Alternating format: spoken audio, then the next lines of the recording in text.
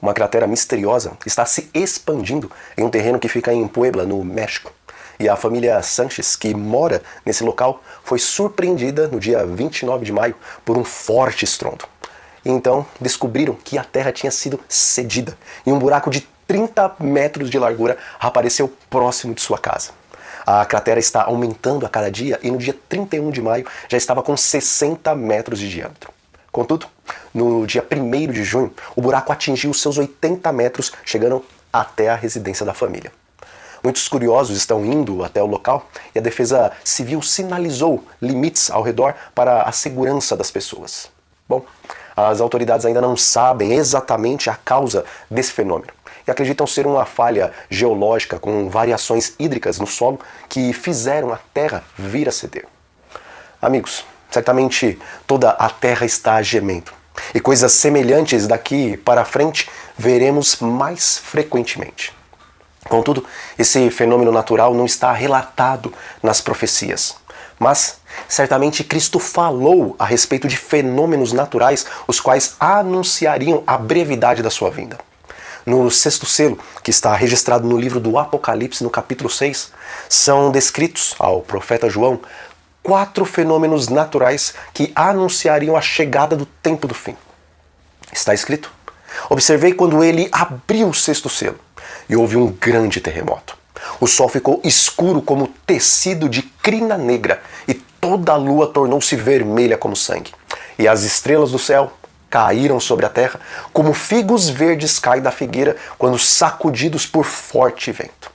Apocalipse capítulo 6, versículos 12 e 13. A sequência desses eventos é algo muito importante na profecia, meus irmãos, pois ela pré-anuncia o término da profecia mais extensa que nós encontramos na Bíblia, que é a profecia das 2.300 tardes e manhãs. Nós vemos no livro do profeta Daniel, no capítulo 8, no versículo 14, que haveriam 2.300 dias proféticos, ou seja, 2.300 anos literais, até que o santuário fosse purificado. E sabendo que o santuário da terra foi destruído em 70 depois de Cristo, então nossos olhos devem voltar para o verdadeiro santuário, o qual está descrito nos capítulos 8 e 9 do livro de Hebreus. Aquele que não foi, então, erigido por mãos humanas, mas sim construído pelo arquiteto do universo, o próprio Deus. Sendo que o tabernáculo que existia na terra era tão somente uma sombra, uma figura do verdadeiro tabernáculo, aquele que existe no céu. Então, pelos símbolos e também pelos rituais que existiam e que aconteciam no tabernáculo da terra, nós podemos ter um vislumbre das coisas que ocorrem no tabernáculo do céu. Bom, quando o anjo falou para o profeta Daniel que o santuário seria purificado, os olhos do profeta então se voltaram para o dia da expiação, o Yom Kippur, o qual ocorria uma vez por ano no santuário, ou no templo terrestre. Esse era o dia no qual definitivamente todos os pecados acumulados dos israelitas durante todo o ano, os quais estavam registrados pelo sangue dos sacrifícios no cortinário que separava o lugar santo do lugar santíssimo, seriam então removidos. Dessa forma, podemos então compreender que, embora perdoados os nossos pecados, existe um registro destes no céu. E que após o término das 2.300 tardes e manhãs, ou seja, após o término dos 2.300 anos, o Senhor Jesus iniciaria no céu o verdadeiro dia da expiação, eliminando assim todos os registros de faltas cometidas pelos seus servos, para que em sua vinda todos os mortos ressuscitados, assim como os vivos que serão transladados, não tenham nenhum registro de faltas nos livros do juízo. Veja, no capítulo 9 do profeta Daniel, o anjo, o qual no capítulo 8 havia lhe falado dessas 2.300 tardes e manhãs proféticas, voltou para lhe dar agora maiores informações a respeito daquela profecia, a qual Daniel ele não entendeu completamente. E o anjo estabelece então a data na qual as 2.300 tardes e manhãs, ou seja, os 2.300 anos, começariam a ser contados.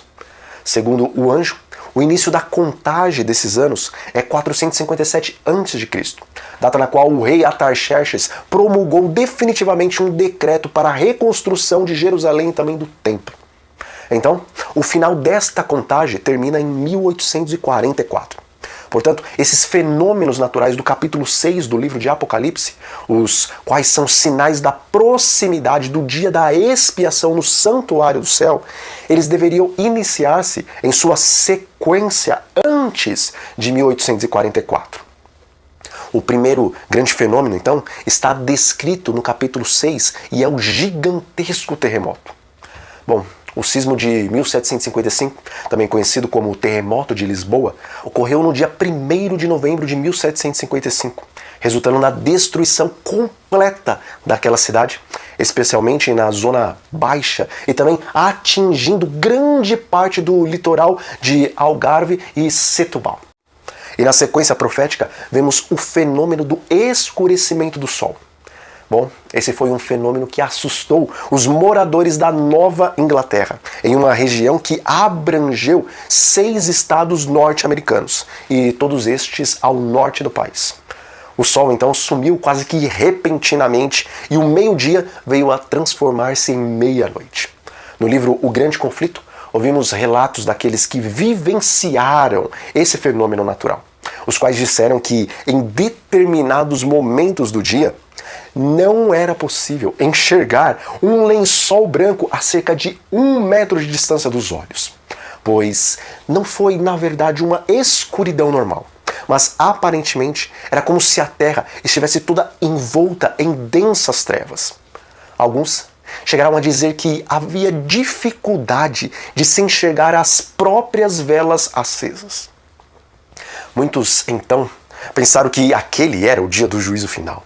Contudo, era somente o segundo sinal demonstrando que o dia da expiação no santuário celestial estava próximo de se iniciar. Já o terceiro fenômeno é a lua semelhante a sangue.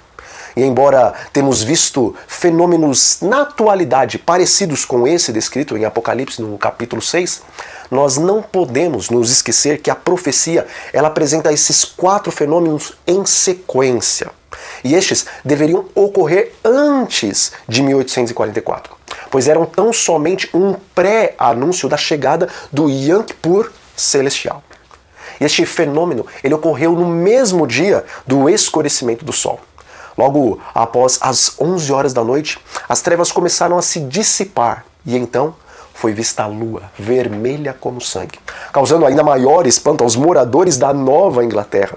E como esses já estavam imaginando que o escurecimento do sol com aquelas densas trevas era a chegada do juízo final, tiveram então certeza absoluta que eles estavam vivendo sob o olhar vingador de um Deus que havia sido ofendido pelos pecados dos moradores deste planeta. Contudo, aquele era o terceiro sinal da sequência profética de Apocalipse capítulo 6. O quarto sinal é a queda das estrelas. E amigos, é possível que nenhum outro fenômeno celeste tenha despertado mais empolgação e também mais temor do que a famosa chuva de meteoros Leônidas em 13 de novembro de 1833. Essa chuva pôde ser vista em toda a América do Norte. E esse evento foi causado quando a Terra cruzou a órbita do cometa Tempel-Tuttle. Bom, pequenas chuvas de meteoros elas podem ser observadas em todos os anos no mês de novembro. No entanto, tempestades mais intensas costumam acontecer a cada 33 anos. Mas nenhuma foi registrada até o dia de hoje que excedeu a intensidade e também o significado da chuva de 1833. E relata-se que choveram mais de 100 mil meteoros por hora. E Frederick Douglass, ele declara o seguinte: eu testemunhei esse espetáculo maravilhoso e fiquei pasmo. O ar parecia repleto de brilhantes mensageiros descendo do céu. Estava perto do nascer do sol quando eu contemplei aquela cena sublime. Passou-me pela mente a sugestão de que aquele momento poderia ser o prenúncio da vinda do Filho do Homem. Então, em meu estado de espírito, eu me senti preparado para recebê-lo como um amigo e como um libertador. eu havia lido que as estrelas cairão do firmamento e, de fato, elas estão caindo.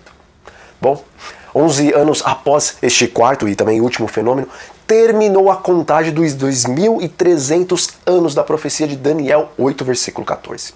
Então, o juízo de investigação, o qual antecede o juízo de execução, iniciou-se primeiramente no céu. E como disse o apóstolo Pedro, pois já chegou a hora de começar o julgamento pela casa de Deus.